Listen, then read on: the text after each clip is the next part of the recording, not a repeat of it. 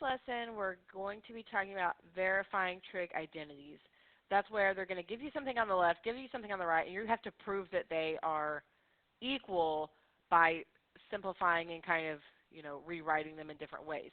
So here's kind of like a list of guidelines for you to follow. Do they always work? No, but it's a good place to start. So first off, you want to work with one side of the equation at a time. Sometimes it's better to work with both sides, but most of the time you work on one side and start with the more complicated side. It's easier to take something more complicated and kind of make it more simple than it is to take something simple and expand it. All right, number two, you're going to look for opportunities to factor something, add fractions if you have fractions, square a binomial, or create a monomial denominator. So if I have two fractions and I notice that the other side is just one fraction, then I know I have to put my two fractions together. So it's kind of like just almost using some common sense. All right, number three, you're going to look for opportunities to use your identities. All right, you'll note which of those functions are in the final expression you want. Sines and cosines pair up well, and secants and tangents. So you do cosecants and cotangents. They usually pair up well. Like I said, does it always work that way? No. All right, but that's the way it is usually. If the preceding guidelines do not help, then try converting all of your terms to sine and cosine, which we've talked about that before. And I really love 5. Always try something. Even paths that lead to dead ends give you insights into maybe what you could do instead. So that's really obnoxious when you're trying to work one out and it doesn't work out and you have to erase and start all over. But you also learn a lot that way. All right, so keep that in mind. All right, so on number 1 here. Now remember, you don't want to transfer from one side to the other. All right, this is not like an equation where you're solving for a variable, okay? So don't try to multiply by secant and move it over here. You're not doing that. So we're going to kind of ignore this side right here, and this is the more complicated side, right? It's kind of split apart more. So I'm going to start with this side. So the first thing that I'm going to do is I'm going to look and see if there's something that maybe I could replace. So usually when you have a squared trig function and a 1, that usually tells me that I'm going to have to use one of my trig identities. So if I look at that sheet of trig identities, or Pythagorean ones, sorry. When I look at my Pythagorean identities, remember we rewrote these in 2 other ways each time. So each time we solved for a different part. So right here I have secant squared theta is equal to tangent squared theta plus 1. But if I were to take away that 1, then I would have secant squared theta minus 1. All right? So again, make sure that you have these rewritten. It just makes it easier for you. So if I were to actually solve for tangent, I would subtract the 1, right? So tangent squared theta is equal to secant squared theta minus 1. And this is what we have in the numerator of our fraction, correct? So I can replace that with tangent squared.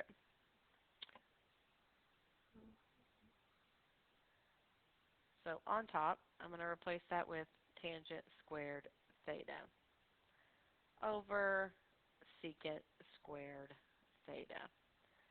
All right.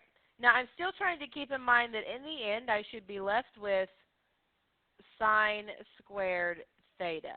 Well, I know that tangent can be rewritten with sine, and I'm not going to look at any of my identities right now because if you think about this, I don't want to split anything apart. If I went back to a trig identity, I would have to rewrite it as something plus something or something minus something. So I don't really want to do that because that would give me more to work with instead of less. So I'm going to go ahead and rewrite with sine and cosine. So I know that tangent squared is sine squared theta over cosine squared theta. And I know that secant squared is 1 over cosine squared. So I've rewritten with sine and cosine, and I didn't give you very much room, uh, but I like for you to work these completely straight down, if at all possible. So here's the thing. I have a fraction inside of a big fraction, so I'm going to keep the top fraction.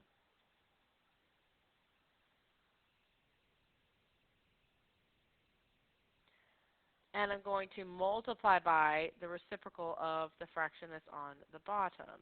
So cosine squared theta over 1. And then when I do that, I notice that this cosine squared theta will cancel with the cosine squared theta on the top, leaving me with sine squared theta, which is what the other side is. And then I like to put a little check mark to show that I'm done. All right, so on number 2, I don't have anything that is squared here, okay? No secant squared, cosine squared, nothing like that. So there's no way that I can use my Pythagorean identities because these all have squared terms, right? But I do notice that this is equal to 1, and usually I'd like to kind of think backwards and think, okay, if I get a 1, that probably means that I had something over itself, right? And I know that these two are inverses, right? And anytime you take something times its inverse, it actually equals 1. So I'm going to change the secant into 1 over cosine. And then this is cosine y over 1. Well, those cancel, leaving me with 1 divided by 1, which is 1. All right, so there's a couple of different ways you could go about this problem. Sometimes one way is way easier than another. Sometimes you work it out and then you realize you could have done something different in the beginning. It doesn't matter. Sometimes there's more than one way to get to the end. But I do notice that I do have some squared terms, and I do have a squared term paired with a 1. And we actually did this one, I think, in problem number 1. Secant squared x minus 1 is the same thing as tangent squared x. So I'm going to replace secant squared x minus 1 with tangent squared x. And I'm still keeping in the back of my mind that I'm trying to get to 1, and this one is kind of similar to the second problem over here, where we have something times its inverse, right? Now, some people will change this to cosine over sine, and then they'll change this to sine over cosine, which will cancel diagonally, right, and leave you with 1. You could do that, or you could just realize that cotangent is 1 over tangent, and then you have your tangent squared x over 1. So diagonally, these divide to make 1, so we just get 1, and then we're finished. So on number 4, I'm noticing that the least complicated side is this side over here. I don't have a plus or minus sign, so at some point I have to put my fractions together. So I feel like that's a good place to start. I notice that down here I have like a 1 paired with a sign, but it's not squared, so I wouldn't be able to use my Pythagorean identities with those. So I'm going to go ahead and come up with a common denominator. So this has a factor of 1 minus sine alpha, and this has a factor of 1 plus sine alpha. They don't have any factors in common. Even though they both have a sign, that's not a factor of that denominator. It's kind of like if you had 1/3 and you were adding 1/2. 2 and 3 do not have any common factors, so I end up having to multiply by 2 over here so that I can get a 6, and 3 over here so I can get a 6. So on this one, we're actually going to take the 1 minus sine alpha and multiply it to this fraction, and we're going to take the 1 plus sine alpha and multiply it over here. So I'm going to write that out as an entire step so we can kind of see it.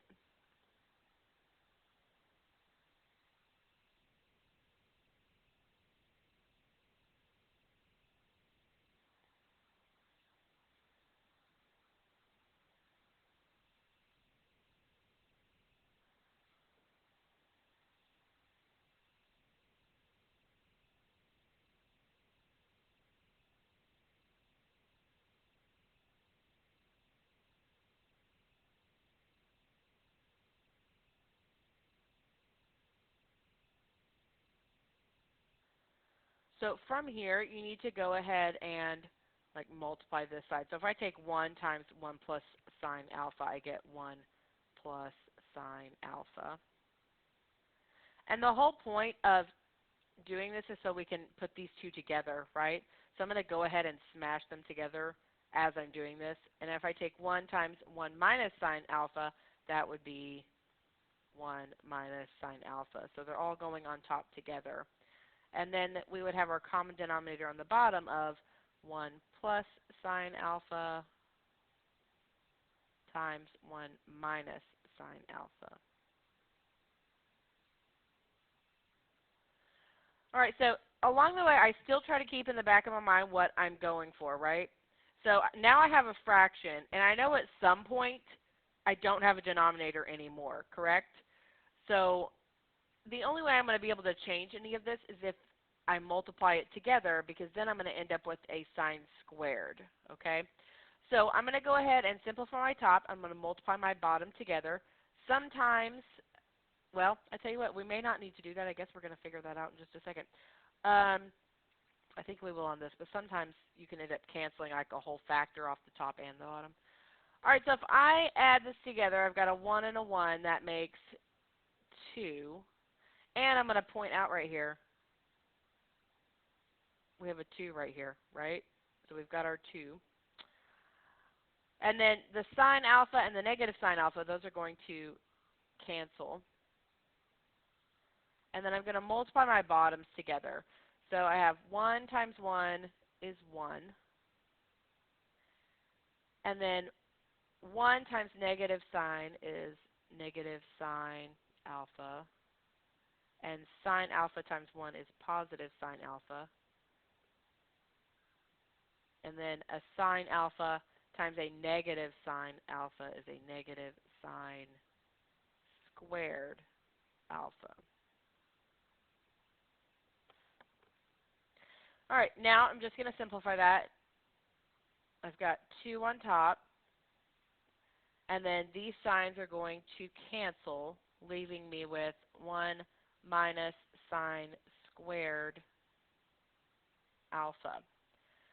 Well, at this point, we should be thinking, okay, I have a 1 paired with a sine squared, so I'm probably going to use a Pythagorean identity. So if you look at your Pythagorean identities, if I were to take away the sine squared, that would give me 1 minus sine squared, which would give me cosine squared.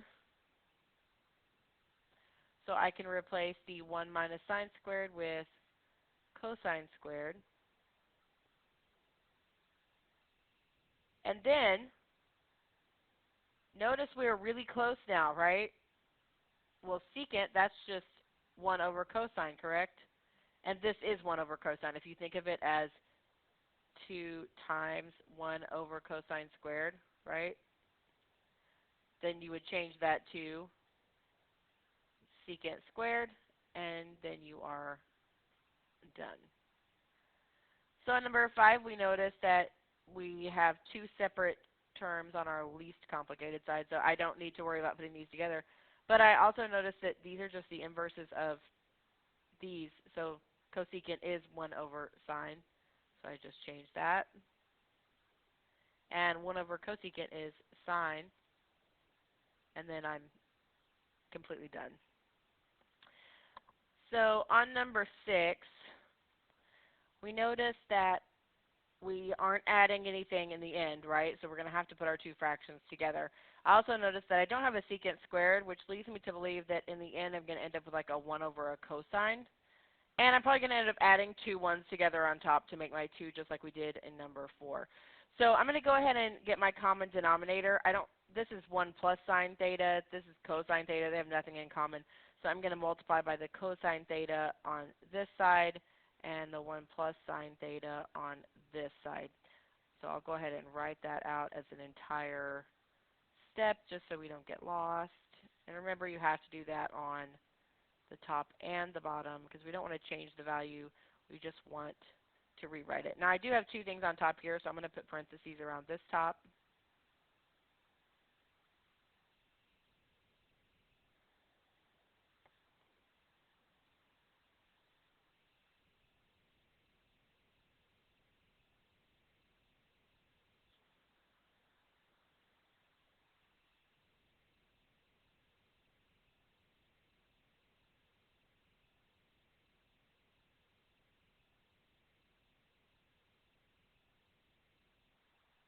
All right, so on the top, I'm going to go ahead and multiply these together. I think that's what I want to do.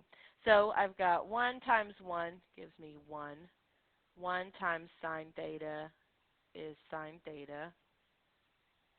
And then sine theta times 1 is sine theta. And sine theta times sine theta is sine squared theta. And then I'm adding this side as well. So cosine theta times cosine theta is cosine squared theta. And then on the bottom, I'm not going to multiply that together just because I don't think I'm going to get something I can use. If this was a sine theta and I could distribute it and make a sine squared, then that might be helpful. But if in the end we feel like we need to distribute, then we could distribute that. So on the top, I've got 1 plus sine theta plus sine theta. So I have 2 of those. I can go ahead and put those together. So I have 1 plus 2 sine theta, and then I have nothing else that I can put together.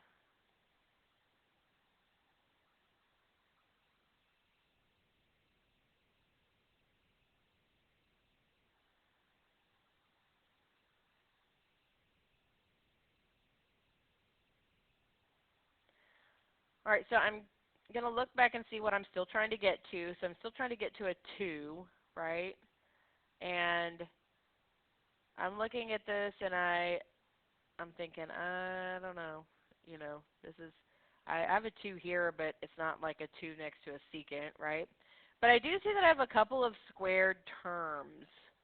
So sine squared theta plus cosine squared theta, even though it's attached to the rest of this, I could still just take this one chunk and rewrite that. So if you look at your Pythagorean identity, sine squared theta plus cosine squared theta is equal to 1. So I'm going to take the sine squared theta and the cosine squared theta out, and I'm going to replace that with a 1. So I have 1 plus 2 sine theta plus 1 over 1 plus sine theta cosine theta. Now the thing is, we already kind of decided in the beginning that I was probably going to have a cosine left on the bottom, which means that at some point this would have to get canceled out, right? Well, I'm really close to having a 1 plus sign up here, but this has a 2, correct? But I also see that I need to put together my 1 and my 1 to make 2. So I have 2 plus 2 sine theta over 1 plus sine theta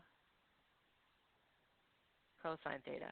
So I've kind of rewritten and done everything I can, except I notice up here, this is really close to 1 plus sine theta, except it's 2 plus 2 sine theta.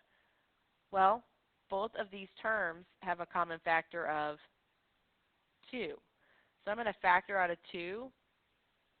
2 divided by 2 gives me 1. 2 sine theta divided by 2 gives me sine theta. And then on the bottom I have 1 plus sine theta times cosine. And then from here, hopefully you can see what's going to happen here. The 1 plus sine theta cancels with the 1 plus sine theta. And I have 2 over cosine theta. But I know that that's the same thing as 2 times 1 over cosine, which is secant. All right, so on this one, I'm thinking that we probably are going to end up with like a tangent squared times a tangent squared. And I see that I have a secant here and some tangents, but I only have 2 terms. I have 1 term here and I have 1 term here. And both of those terms have a common factor of tangent squared. So I'm going to take that out.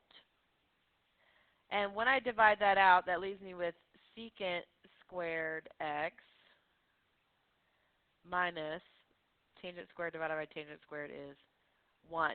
And then, because I have that squared term with a 1, that should lead me to look at my Pythagorean identities. If I take away the 1 on this one, I end up with secant squared theta minus 1, which is equal to tangent squared. So I can replace the secant squared x minus 1 with tangent squared x. And then all I have to do is multiply those together to make tangent to the fourth. So on numbers 8 and 9, we're going to work with both sides. Sometimes you just can't get this verified without doing both sides, and it makes it a little bit easier. So I'm going to work with this side first, and I'm going to get that as simple as I can. So I notice that I have 2 things on top and 1 on bottom. None of them involve a squared term, so I'm not going to use my Pythagorean identities because I don't have any squared terms. But I can actually kind of split this up, and that's what I'm going to do, because I notice over here I have all sines, and over here I have cotangent and a cosecant, which that's the inverse of sine. So I'm going to go ahead and do like 1 over sine minus, and then sine over sine.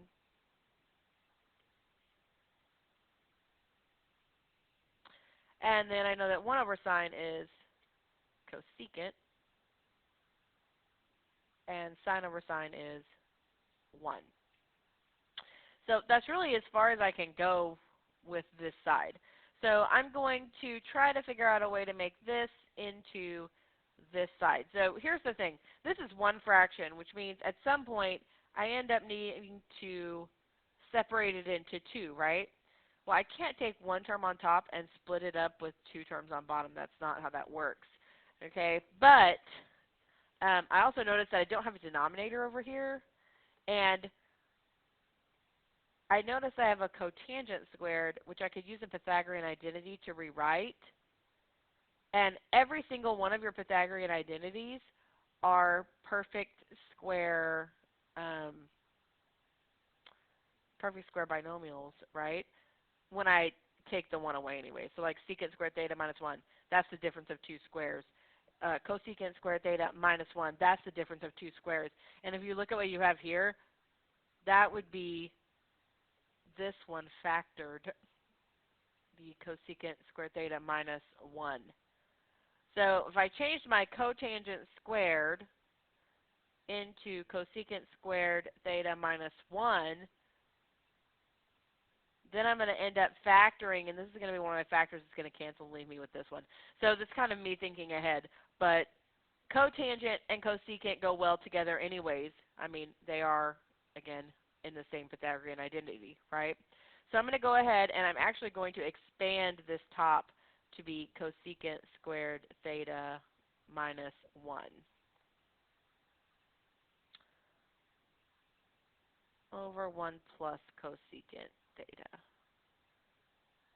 So I now notice that I have the difference of 2 squares, so I'm going to go ahead and factor that into 2 binomials, plus and a minus. The square root of cosecant theta is cosecant, and the square root of 1 is 1. And then on bottom I have 1 plus cosecant theta, which matches this cosecant theta plus 1, right? It doesn't matter which order it's in. It doesn't matter which way I add 2 things. So that cancels, leaving me with cosecant theta minus 1, which is the same as my other side. All right, so in this one you probably could work with both sides, but I don't think that we're going to need to. So I notice that I have a secant to the fourth, which leads me to believe that over here, since I only have a secant squared, at some point I need to multiply by another secant squared. And to get a secant squared, I would need one of my Pythagorean identities, right?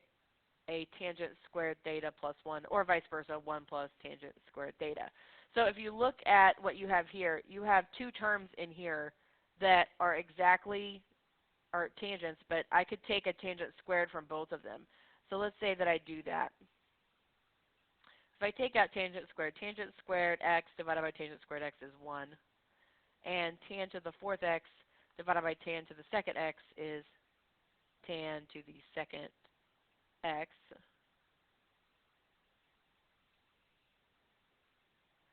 And then I know from looking at my Pythagorean identities that 1 plus tangent squared x is secant squared. So I'm going to replace that with the secant squared.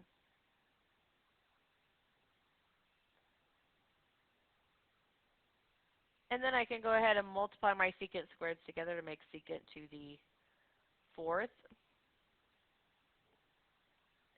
And then I didn't even need to work with the other side because I already have exactly what I needed, which means I'm done.